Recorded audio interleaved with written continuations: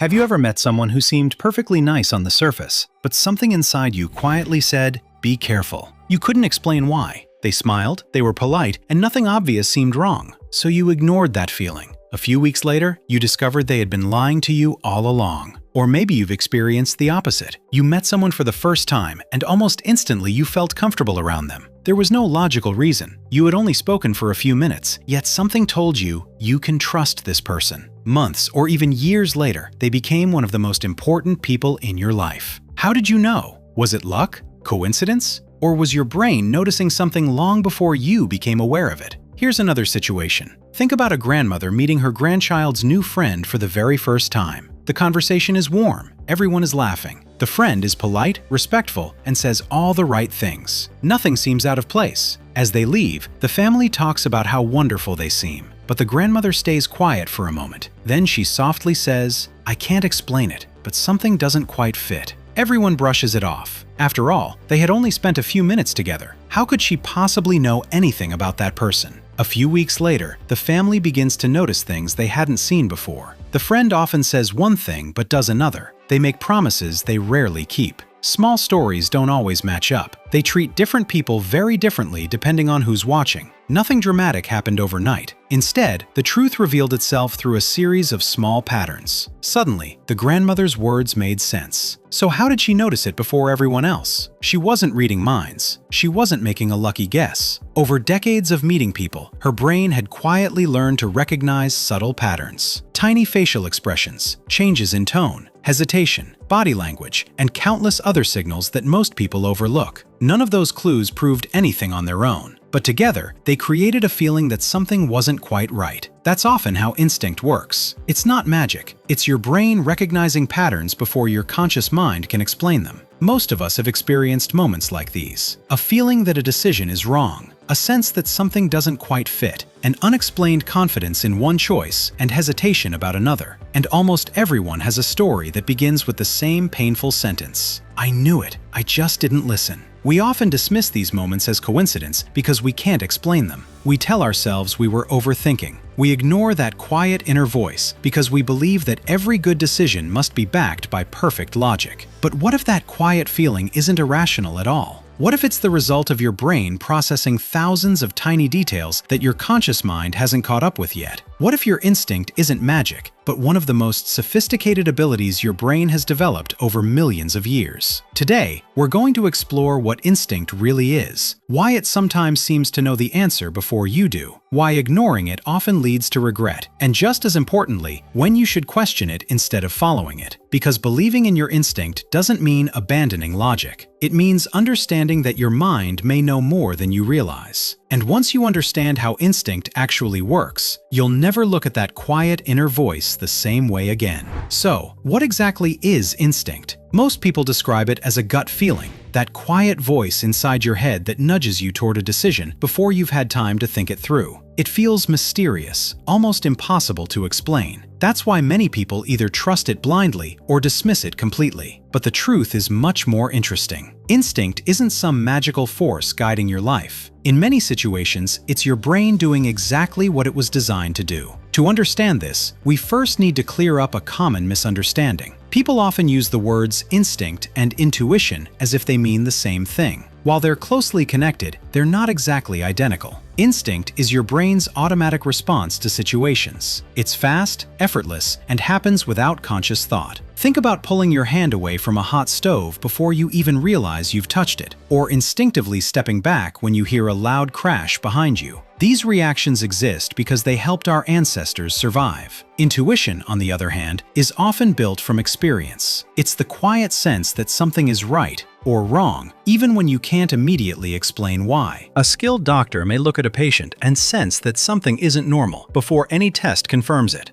An experienced teacher might notice a student is struggling long before grades begin to drop. They aren't guessing. Their brains have recognized subtle patterns they've seen countless times before. Whether we call it instinct or intuition, both rely on something remarkable happening inside your mind. Your brain is constantly collecting information, even when you aren't paying attention. Right now, without realizing it, your eyes are noticing tiny facial expressions. Your ears are picking up changes in people's voices. Your mind is observing posture, movement, eye contact, the rhythm of a conversation, and countless other details. Most of this information never reaches your conscious awareness. Instead, your subconscious quietly stores it, compares it with past experiences, and searches for patterns. This brings us to one of the most fascinating ideas in psychology. Your brain has two different ways of thinking. The first is fast. It's automatic, instant. It helps you recognize a familiar face in a crowd, catch a ball without calculating its speed, or suddenly feel that something isn't quite right. The second is slow. This is the part of your mind that analyzes, compares options, solves difficult problems, and carefully weighs evidence before making a decision. You use it when solving a math problem, planning your finances, or deciding between two job offers. Both systems are essential. The fast system helps you react. The slow system helps you reason. The problem is that most of us only trust the thoughts we can explain. We assume that if we can't immediately describe why we feel something, then the feeling must be unreliable. But that's not how the brain works. Imagine an iceberg floating in the ocean. The small portion above the water represents your conscious mind, the thoughts you're aware of. Everything beneath the surface represents your subconscious processing. It's far larger, constantly working in the background, connecting memories, recognizing patterns, and making predictions without asking for your attention. Sometimes,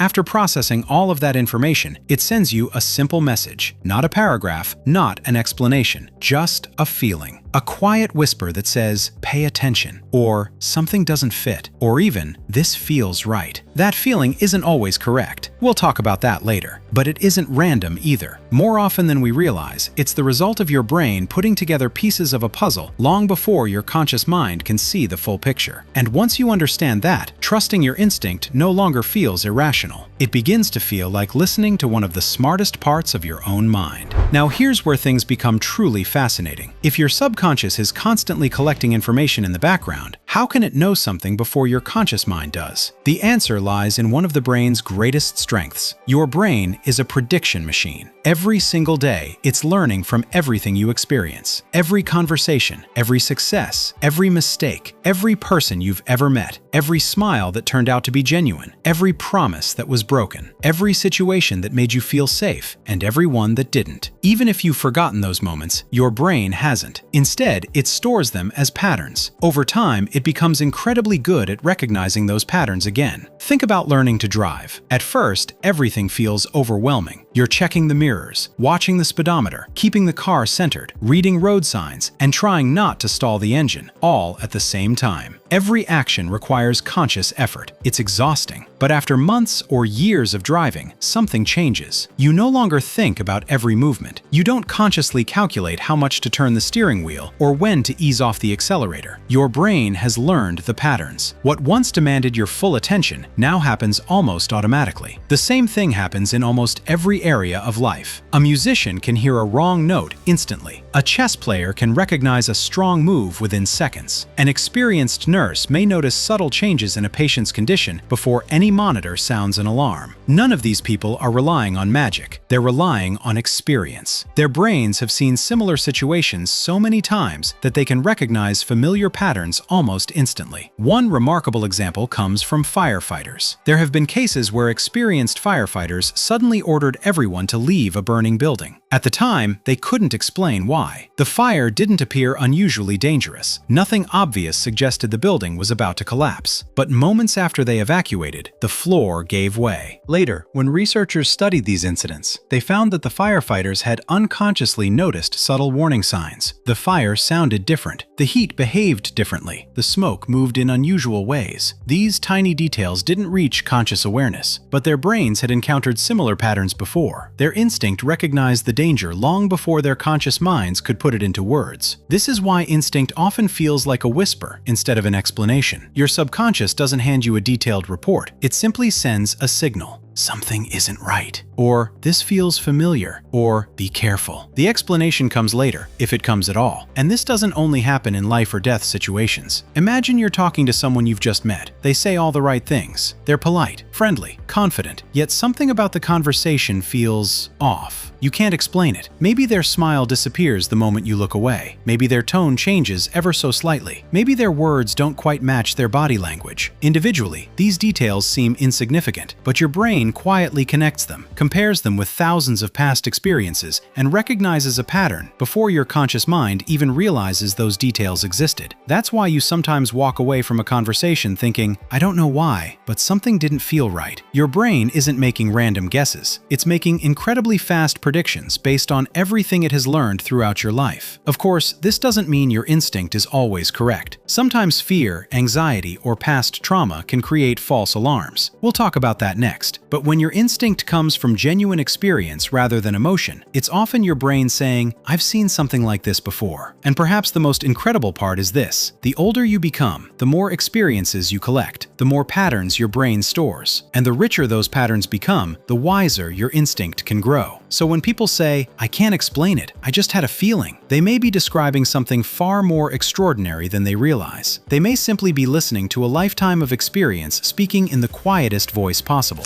Now, here's the question this entire video has been leading to. If your brain is constantly collecting information, recognizing patterns, and making predictions before you're even aware of them, then why shouldn't you believe your instinct? Notice I didn't say you should blindly follow it. I said you should believe it deserves your attention. Think about it. Imagine you've spent 20 years meeting different people. Some became lifelong friends. Some earned your trust. Others disappointed you. Every conversation, every smile, every lie, every broken promise, your brain quietly remembers them. Not every detail, but the patterns. That's why when you meet someone new, you sometimes get a feeling you can't explain. Your conscious mind may only remember a few faces from the past, but your subconscious has spent years building a library of experiences. When it notices something familiar, it sends you a simple message: pay attention. That's all instinct really is. It's not predicting the future, it's recognizing the past. And this doesn't only happen with people. Think about the last time you solved a problem without knowing exactly how, or when you immediately knew which choice felt right, or when you suddenly changed your mind at the last minute, only to realize later it was the better decision. Those moments often aren't random. They're your brain connecting pieces of information faster than your conscious mind can explain. There's a famous quote by the psychologist Carl Jung: "Until you make the unconscious conscious, it will direct your life and you will call it fate." In many ways, that's what instinct is. Your subconscious mind communicating with your conscious mind, not through words, but through feelings. And here's something even more interesting. Researchers have found that our brains often begin processing information before we're consciously aware of making a decision. By the time you think you've reached a conclusion, your brain has already been working on it in the background. That doesn't mean every instinct is correct. It means your instinct deserves to be heard before it's dismissed. Too often, we do the opposite. We feel something and immediately tell ourselves, I'm probably overthinking. I'm being too emotional. There's no logical reason for this feeling, so we silence it. Not because we know it's wrong, but because we can't explain it. Yet we trust GPS systems we've never built. We trust weather forecasts that aren't always perfect. We trust experienced professionals because they've seen thousands of situations before.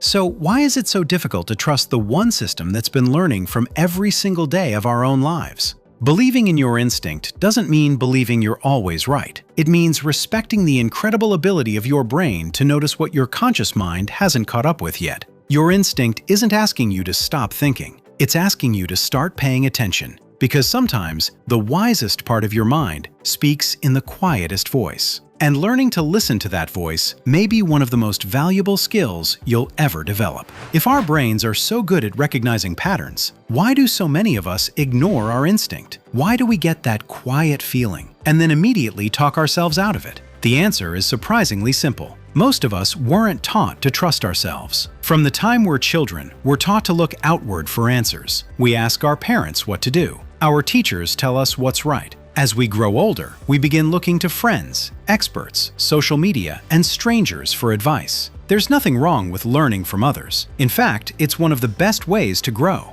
But somewhere along the way, many people stop listening to the one person who has been present through every experience of their life: themselves. Think back to your childhood. Maybe there was a moment when you said, "I don't like this person." And someone replied, "Don't judge people so quickly." Or perhaps you felt scared about trying something new. Instead of asking why you felt that way, someone simply told you, "Stop worrying." Little by little, you learned that your feelings weren't something to explore, they were something to ignore. Over time, many of us develop a habit of doubting ourselves before we've even considered what our instincts are trying to tell us. Then comes adulthood, and suddenly every decision feels like it needs approval. Before accepting a job, we ask 5 different people. Before ending a relationship, we search the internet for answers. Before starting a business, we watch dozens of videos hoping someone else will make the decision for us. The more opinions we collect, the quieter our own voice becomes. Have you ever noticed how often overthinking begins with a simple feeling? You sense that something isn't right. Then your logical mind jumps in. Maybe I'm imagining it. Maybe I'm being too sensitive. What if I'm wrong? So you keep searching for more evidence, more reassurance, more certainty. But life rarely offers perfect certainty. Sometimes, while we're waiting for absolute proof, the opportunity disappears, or the warning we ignored becomes painfully obvious. Think about the friend who constantly broke promises. At first, it was just small things. They canceled plans at the last minute. Their stories didn't always match. They apologized every time. Deep down, something felt off. But instead of listening to that feeling, you explained it away. They're just busy. Everyone makes mistakes. Maybe I'm overreacting. Months later, when the friendship finally falls apart, you find yourself saying the same words so many people do. I knew something wasn't right from the beginning. The truth is, your instinct wasn't giving you a final verdict. It was inviting you to pay closer attention. That's an important difference. Your instinct doesn't demand blind trust. It asks for awareness. It whispers, "Look a little deeper," not "make a decision without thinking." There's another reason we stop trusting ourselves. We live in a world overflowing with information. Every question has 1,000 answers. Every decision has hundreds of opinions. Every problem has countless people telling us what we should do. While advice can be valuable, it can also drown out our own experiences. We start believing that someone else must know our lives better than we do, but they don't. No one else has lived your experiences. No one else has collected your memories, noticed the same patterns, or learned the same lessons. Your brain has been quietly gathering information about your world for years. That doesn't mean it's perfect, but it does mean its voice deserves to be heard. Perhaps the biggest mistake isn't that we sometimes question our instinct. The biggest mistake is that we often silence it before we even stop to understand what it's trying to say. Because believing in yourself doesn't begin when you have all the answers. It begins when you're willing to listen to the quiet voice inside you, before the noise of the world convinces you to ignore it. Now, before we go any further, we need to talk about something that's just as important.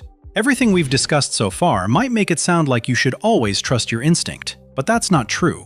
In fact, one of the biggest mistakes people make is assuming that every strong feeling is a sign they should follow. It isn't. This is where many people confuse instinct with emotion. They may feel anxious and call it intuition. They may feel afraid and call it instinct. But those are very different experiences. Imagine you're walking into a room where you don't know anyone. People are talking, they're smiling. The atmosphere seems friendly. Nothing appears wrong, yet your heart starts beating a little faster. You become more aware of yourself. You pay closer attention to the people around you. Without even realizing it, your brain has become more alert. Not because you're in danger, but because you're in an unfamiliar situation. For thousands of years, humans survived by paying extra attention whenever they entered a new environment. That same survival system still exists today. The difference is that now it often responds to uncertainty instead of actual danger. The problem is that your brain doesn't always distinguish between physical danger and emotional discomfort. A difficult conversation can trigger the same racing heart as a real threat. Giving a presentation, starting a new job, asking someone out, launching a business. Your body may react as if you're in danger, even though you're perfectly safe. If you mistake that fear for instinct, you might avoid opportunities that could completely change your life. This is why understanding yourself matters so much. Sometimes your instinct is speaking. Other times, your past experiences are speaking. Imagine someone who was betrayed by a close friend years ago. Now, every time they meet someone new, they immediately assume that person can't be trusted. Is that instinct? Not necessarily. It could simply be emotional memory trying to protect them from getting hurt again. Or think about someone who struggles with anxiety. They might feel convinced that something terrible is about to happen before every important event. Their feelings are absolutely real, but the danger they're sensing may not be. In situations like these, the brain is trying to protect them, even when protection isn't needed. That's why not every gut feeling deserves immediate obedience. Some deserve careful examination.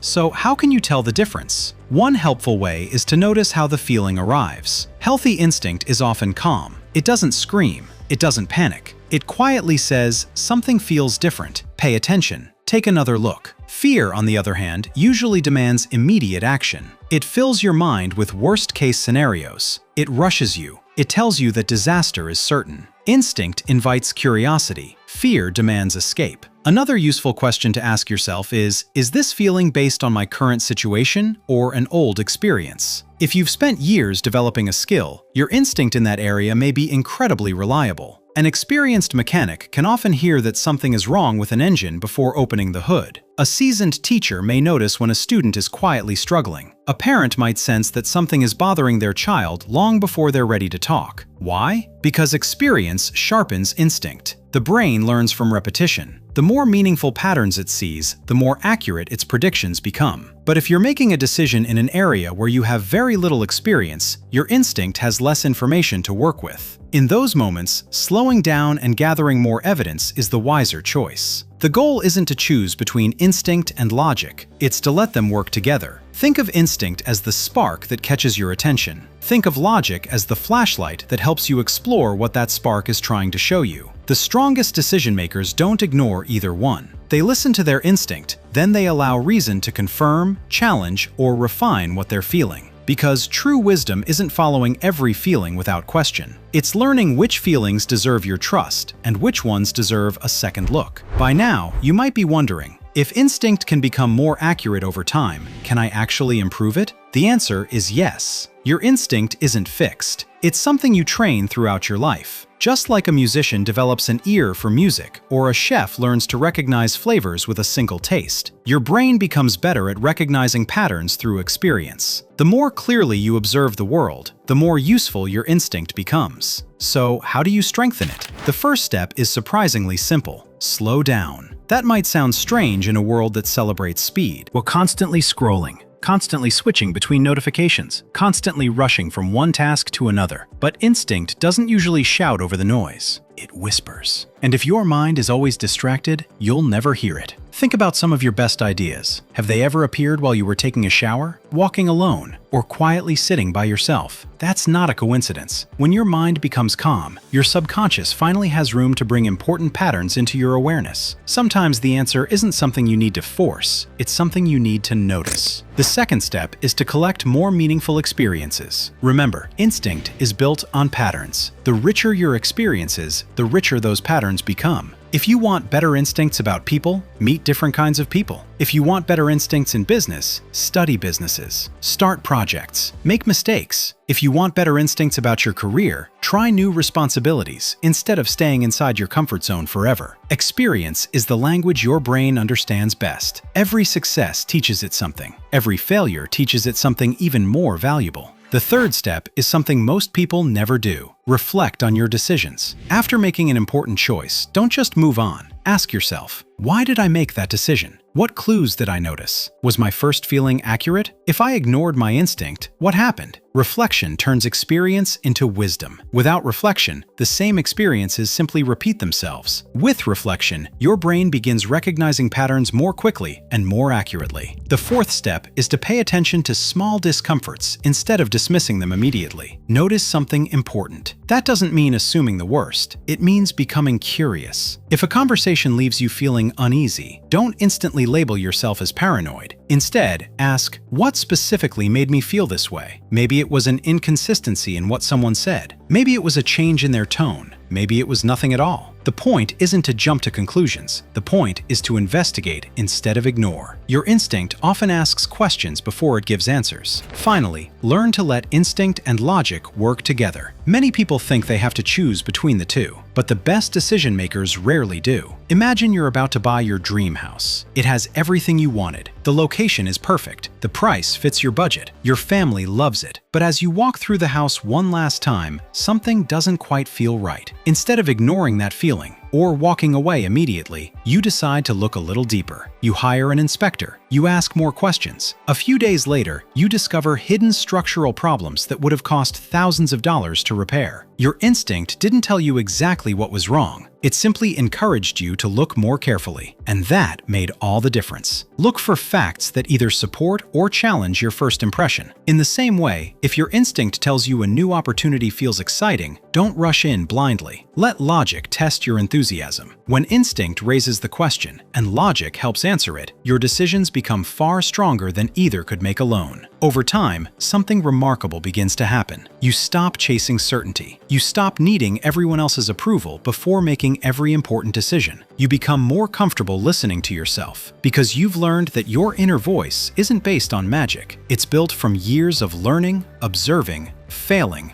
growing, and quietly connecting pieces of information that your conscious mind hasn't fully understood yet. And perhaps that's what confidence really is. Not believing you'll always be right, but believing you've developed the wisdom to pause, to observe, to think, and to trust yourself enough to make the best decision you can. So let's come back to the question we started with. Have you ever walked away from a situation thinking, "I knew it, I just didn't listen"? Maybe it was a relationship, a business opportunity, a friendship, a job offer, or maybe it was simply a decision that didn't feel right from the very beginning. The truth is, your instinct has been quietly learning your entire life. Every person you've met, every mistake you've made, every success you've celebrated, every disappointment you've survived, your brain has been paying attention, even when you weren't. It has been collecting experiences, recognizing patterns, and building a library of knowledge far larger than your conscious mind could ever hold. That's why sometimes, before logic has finished asking questions, your instinct has already noticed that something doesn't fit. But remember, the goal isn't to replace logic with instinct, and it isn't to replace instinct with logic. The wisest decisions come when the two work together. Let your instinct be the voice that says, "Pause for a moment." Then let your reasoning ask, "Why do I feel this way?" When those two work side by side, you don't become someone who blindly follows feelings. You become someone who understands them. Life will never give you perfect certainty. There will always be decisions without complete information, moments when no one can tell you exactly what to do. In those moments, all you'll really have is your experience, your judgment, and that quiet inner voice that's been growing with you every single day. So don't silence it. Don't ignore it just because it can't always explain itself immediately. Listen to it, question it, learn from it, strengthen it. Because believing in your instinct doesn't mean believing you're always right. It means believing that your mind is wiser than you sometimes give it credit for. And perhaps that's one of the greatest forms of confidence a person can have. Not the confidence of knowing every answer, but the confidence of trusting yourself enough to find them. If there's one thing I'd love for you to remember after this video, it's this. Your instinct isn't your enemy. It's not magic. It's the quiet voice of everything you've learned, everything you've experienced, and everything your brain has been trying to teach you all along. The next time that voice whispers, don't rush to ignore it. Pause, listen, think, then move forward with both courage and wisdom. Because some of the most important decisions you'll ever make won't begin with certainty. They'll begin with a feeling that only later makes perfect sense.